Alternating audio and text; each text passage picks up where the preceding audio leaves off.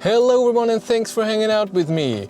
2 weeks I'm having this Volkswagen eUp 2020 and of course I want to talk to you about what I think of it. What I liked, what I didn't like, and of course this is all very personal, it could be different for you, but let's just go through all the things. First of all, the ride quality, so how it feels to drive, how comfortable it is, how quiet it is, wind noise, tire noise, even when you go above 100 kilometers an hour, I think is amazing. And I was very surprised that this is the case. This is a very cheap and small car, so I didn't think this would be this quiet. It's really great. I liked it a lot. The lights on this car are really amazing. The high beams are amazingly strong, very high and far. It gives you a very safe feeling. I like that. The whole instrument cluster in here and how you interact with the car, for the price it's really good. Yes, if I would pay a lot of money, so if it would be a 40,000 euro car, then I would miss a lot of features like adaptive cruise control and see the charging speed. I will say that in a second. But for the price that it is, I mean, this car is 23,000 euros with the features that it has. And then there's still incentives in Germany, means this car will be 16 to 17,000 euros, and that's really great for a car. WLTP range of 260 kilometers, and if you drive normal, you can get this. If you drive a bit faster, then it's around 200 or a bit under, and I think that's really good. I enjoyed driving it a lot, and therefore I can only recommend it. And it's nice and small, so turning circle is just great, and driving backwards because the car is so short and you can see out of the back window very well, so driving backwards is just to a charger like here. It's so simple and it's so nice. I liked it. It's awesome. It's just nice when you can drive around, see everything, you feel comfortable in here. The power is enough, it's not too much. Yes, when it is too much, but it's not. It's okay. I think it's a grown-up car. It's not a childish car like the Renault Zoe. I like it. Of course, for a car this price, it's amazing to have app support. You get the WeConnect app, and then you can see how much range you have. You can schedule charging, schedule when you want to preheat, and see your odometer and the last trip data and stuff like this. And it works. It takes a long time till when you send something, it can take up a minute to send please start charging or please preheat, but it works. And with that, you have the charging limit. I find it amazing that a car this size and features that it has a charging limit, and I can set it to 80%, and that's what I did. I said every morning at 6:30 when I go to work, I want it charged to 80%, and I want it preheated to 23 degrees, and it worked. Let's go to the negative things.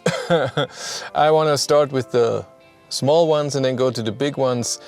Of course, small one, well, relatively small. The charging speed is not very high, but this is a city car, not a long distance drive car. Charging speed, I never seen charging speed above 34, 35 kilowatt. And when you go above 70%, it's 25 or even less, and then at 80% under 20 and so on. Yes, it's not a long distance drive car. And also that you cannot see the charging speed inside the car. That's nowadays that should be in every car. The same with state of charge. You only have this weird battery meter and it shows it in 1/4, half, 3/4 and full, but there's no percentage anywhere in the car, not even in the app. You can only see it at a charger. It's a bit weak that you cannot get the eUp with a heat pump. It would help a lot. The heat takes a lot of power. I'm very surprised. So when you go in the app and you can see the average consumption of your heat, or let's say everything, so lights, I know that the lights, it's not LED, takes 200 watts. The fan can take 100 or 200 watts depending on how strong you have it on. And I see numbers of almost 3 kilowatt hours per 100 kilometers for heat and lights and the fan, and that's a bit high, and it wasn't that cold. It wasn't -10 or something. So I think a heat pump in this car would help a lot with range. But again, it's a city car. The e-sound, this car has the e-sound, you have to pay for it. Normally I think you get a normal virtual engine sound. That's okay, but this e-sound that they put in here, it's horrible. It sounds like a gasoline engine.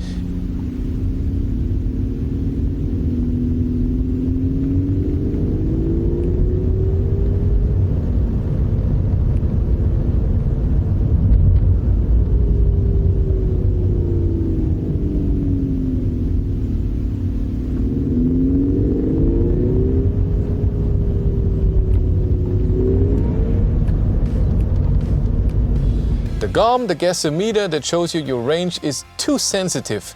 So when you go downhill just for 30 seconds, then the range changes. And when you go uphill and accelerate a bit for 30 seconds, it goes down. So it changes very rapidly, and I would prefer it if I could see the range a bit better with a bit forward. So I know I will drive highway if I drive at that speed for 5 minutes.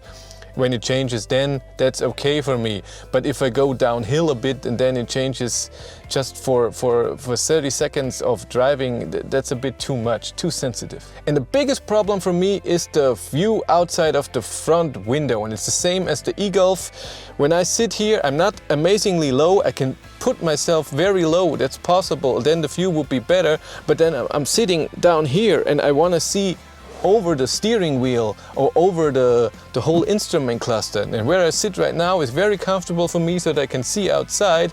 But when I look here in the front, then the rear view mirror goes down a lot, and then I can only see half of the windshield from almost from the right here. So the view here, when I go into corners or when I have to see if there are cars coming, or even when I have to turn somewhere, I always have to do like this so I can see something. That's not nice, and it was the same in the e-Golf. But that's it. I can only say I recommend this car. It's really a lot of fun. If you don't drive too far at a time, get this car. It's really nice. I'm sorry, for that price you get a lot of stuff. That's it. Thank you very much for watching. Have a great day and take care. Bye.